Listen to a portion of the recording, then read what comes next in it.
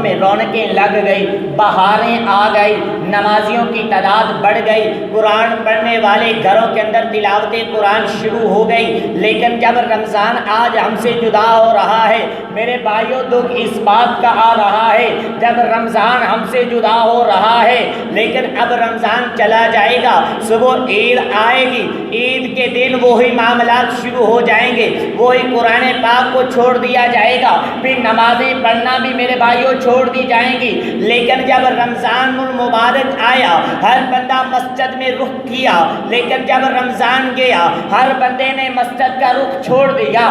آخر وجہ کیا ہے؟ صرف رمضان المبارک ہی کے دن ہم مسلمان ہیں، اور دنوں کے اندر بھی مسلمان تو نہ ہوئے، لیکن صرف رمضان آیا تو ہم عبادت کریں، رمضان گیا ہم عبادت کو ترک کر دیں۔ میرے بھائیوں غور و فکر کر، اللہ تبارک و تعالیٰ نے ہر چیز کو بنایا ہے، ہر ذرے کو پیدا کیا ہے، پر تیرے واسطے کیا ہے۔ پرندے کو بنایا تیرے واسطے، جانور کو بنایا تیرے واسطے، کھیتیوں کو بنایا تیرے واسطے، روح زمین کے اندر ہر ذرے کو پیدا بھی کیا انسان تیرے واسطے۔ لیکن خالق کائنات نے فرمایا اے میرے بندے، ہر چیز بنائی ہے میں نے تیرے واسطے، پر جب تیری باری آئی تجھے بنایا ہے تو میں نے اپنی ذات کے واسطے۔ تجھے بنایا تو اپنی ذات کے لیے، تجھے اوروں کے لیے نہیں بنایا، تجھے اپنے لیے بنایا ہے۔ تو آئیے خالق کائنات نے قرآن مجید فرقان حمید میں واضح لفظوں پہ فرمایا اقرا بسم ربک الذی خلق۔ میں اس بات پہ نہیں بات کروں گا کیونکہ اقرا قرآن پاک کی سب سے پہلی صورت ہے، میں اس موضوع کو لے کے نہیں جاؤں گا، لفظ میں خلق کی بات کروں گا۔ خالق کائنات نے آگے فرمایا خلق الانسان، کہ اے انسان تجھے اشرف المخلوقات بنا کر تجھے اعلیٰ کر دیا۔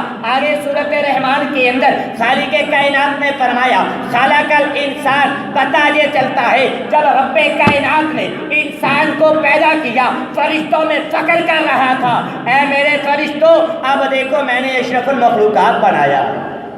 رب کائنات خود فرشتوں میں فخر کر رہا ہے میں نے اشرف المخلوقات بنایا ہے۔ اے مسلمان بھائیوں غور و توجہ کرنا، سمندر رحمت دریا کے اندر دیکھا جائے تو جلال ہی جلال ہے، سمندر کو دیکھا جائے صرف رحمت ہی رحمت ہے۔ اے انسان رب کائنات نے تجھے کلی جزئی تمام علوم عطا کر دیے، تجھ میں کمال بھی رکھا ہے، تجھ میں جمال بھی رکھا ہے، تجھے ہر چیز رکھ کر پھر بھی اشرف المخلوقات بنا دیا، اعلیٰ بنایا ہے، افضل بنایا ہے، فرشتوں سے بھی اعلیٰ، فرشتوں سے بھی مقام والا۔ لیکن فرشتے نوری مخلوق، ہم انسان مٹی کی بنی ہوئی مخلوق، لیکن پھر بھی فرشتوں سے اعلیٰ۔ اگر انسان میرے بھائیوں جس مالک نے ہمیں پیدا کیا ہے، جس محبوب کریم مالک نے ہمیں پیدا کر دیا ہے، اگر آج ہم اس کو بھول جائیں، آج ہم اس کا در کو چھوڑ دیں، آج ہم اس کی بارگاہ کے اندر جھکنا چھوڑ دیں، تو میرے بھائیوں پھر کون سا ایسا در ہے جس کا در کے آگے تو آگے جھکنا چاہتا ہے؟ میں پوچھنا چاہتا ہوں، اکثریت کے اندر یہ میں مثالیں بھی دے دیتا ہوں۔